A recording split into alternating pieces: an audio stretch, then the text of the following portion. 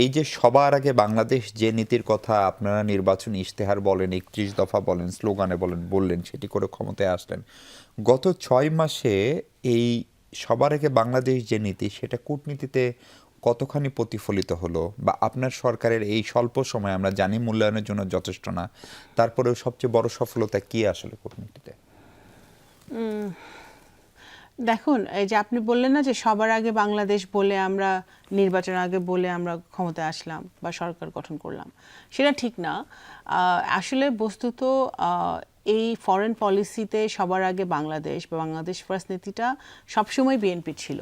হ্যাঁ, এবং আপনার যদি 78, 79, 80-তে যদি শহীদ রাষ্ট্রপতি জিয়া রহমানের ফরেন পলিসি দেখেন, it was the same foreign policy. He always বাংলাদেশের স্বার্থটাকে উনি সবসময় আগে দেখেছেন, এবং হয়তো লিটারেলি এটা কোনো একটা স্লোগান হিসেবে তখন আসে নাই, হ্যাঁ, বাট এখন কর্মপদ্ধতি একই ছিল। এবং সেই জায়গাটা কিন্তু দেশনেত্রী Begum Khaleda Xiao always maintain করেছেন। এখন সেটা অনেক বিভিন্ন কারণ গত 17 বছর অনেক কিছু ঘটেছে, তো সেই কারণে আমরা মনে করি যে এটাকে আরও ক্লিয়ার করার দরকার বাংলাদেশের জনগণের জন্য, এবং আন্তর্জাতিক ভাবেও এটা আরও ক্লিয়ার করার দরকার যে বাংলাদেশের ফরেন পলিসিটা এখন আমরা আমাদের জনগণের স্বার্থটাকে প্রথম বিবেচ্য বিষয় হিসেবে আমরা নিব, যখন যে কোনো দেশের সাথে, রাষ্ট্রের সাথে যখন আমরা দ্বিপাক্ষিক যে কোনো চুক্তি, এমওইউ বলেন বা কোনো আপনার এগ্রিমেন্ট বলেন, যখনই আমি অন্য কোনো দেশের সাথে আমি করব, সেটা আমার মাথায় সবচেয়ে আগে থাকতে হবে বাংলাদেশের জনগণ। সেইটা যেন আমাদের পররাষ্ট্র মন্ত্রণালয়ে আমরা যেটা প্রথম শুরু করেছি, প্রথম আমাদের সাফল্য হচ্ছে যে দেখুন, আমরা যখন সরকারের দায়িত্বভার গ্রহণ করলাম, সাথে সাথেই আমরা গালফ ওয়ার শুরু হলো, এবং মধ্যপ্রাচ্যের যুদ্ধটা আমাদেরকে এমনভাবে আঘাত করেছে এমন সময় যে আমরা অলরেডি কিন্তু একটা ভঙ্গুর অর্থনীতিকে আমরা ইনহেরিট করেছি, আমরা একটা ভঙ্গুর অর্থনীতিকে আমরা পেয়েছি। সেই ভঙ্গুর অর্থনীতির উপরে দাঁড়িয়ে আবার আমাদের একটা যুদ্ধের মোকাবেলা করতে হলো, সেই রেশ এখনও চলছে। মোকাবেলা করতে গিয়ে আমরা 12 জন বাংলাদেশি আমাদের রেমিটেন্স যোদ্ধাকে হারালাম বিভিন্ন দেশে মধ্যপ্রাচ্যের। এবং আবারও আমি এটা জোর দিয়ে বলতে চাই, শহীদ জিয়ার ওআইসিতে ওনার ভূমিকা এবং মধ্যপ্রাচ্যে ওনার ইসলামিক দেশগুলোতে ওনার যে ফরেন পলিসি উনি অ্যাপ্লাই করেছিলেন বাংলাদেশকে একেবারে একটা শক্তিশালী রাষ্ট্র হিসেবে গড়ে তোলার জন্য, সেই ফরেন পলিসিটি কিন্তু এখন আমাদের যখন ক্রাইসিস টাইম হয়েছে, যখন আমাদের বিশাল এক জনগোষ্ঠী বাইরে আছে এবং মধ্যপ্রাচ্যের উপর বিভিন্ন দেশের উপরে আমরা নির্ভরশীল আমাদের এনার্জির জন্য, আমাদের বিভিন্ন আপনার জিনিসের জন্য, সেই জায়গাটা থেকে কিন্তু আমরা বুঝতে পেরেছি যে এই যুদ্ধের সময় এই প্রত্যেকটা দেশ, সৌদি আরব, বাহরাইন, কাতার, কুয়েত, ইউএই, প্রত্যেকটি দেশের রাষ্ট্রপ্রধানরা কিন্তু তাদের স্ব দেশে যে আমাদের দেশের নাগরিকরা থাকে তাদের সুরক্ষার জন্য তারা আমাদেরকে সর্বাধিক সহযোগিতা করেছে।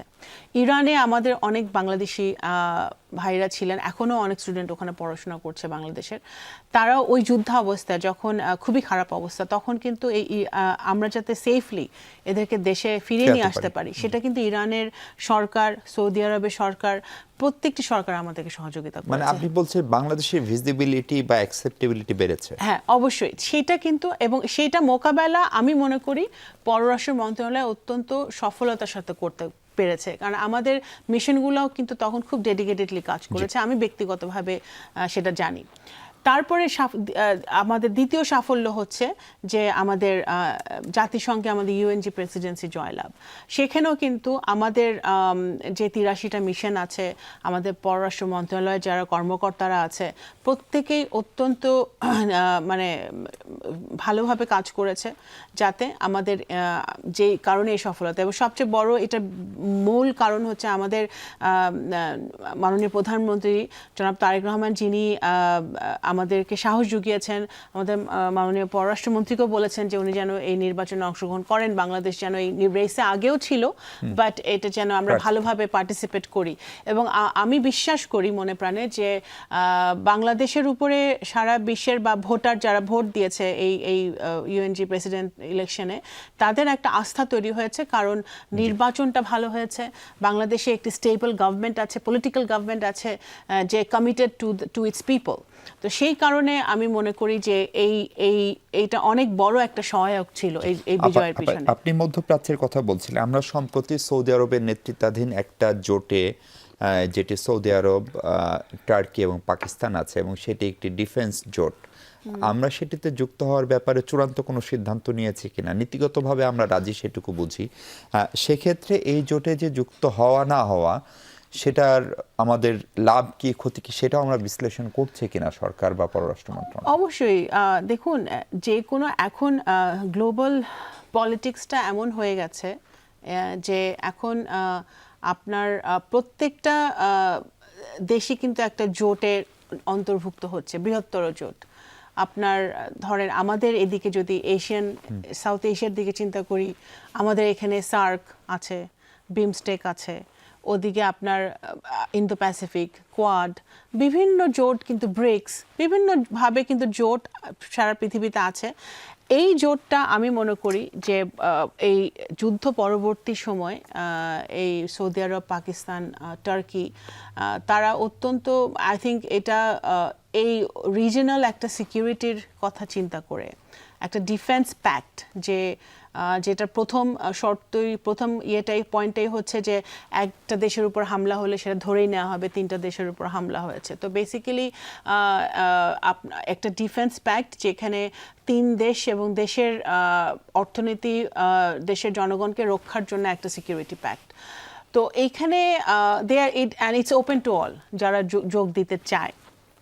সেইখানে বাংলাদেশ যুক্ত হবে নাকি, অবশ্যই বাংলাদেশ এটা কনসিডার করছে, চিন্তা করছে।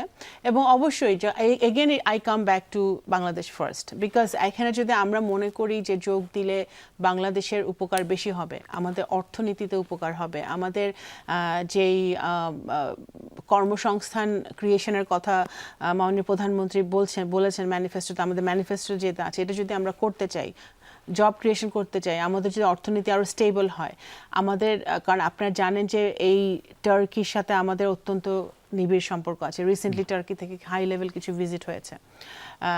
আমাদের সৌদি আরবের সাথে অত্যন্ত গভীর সম্পর্ক আছে। 30 লাখের উপরে, 40 লাখের কাছাকাছি বাংলাদেশি ওখানে কর্মরত আছে।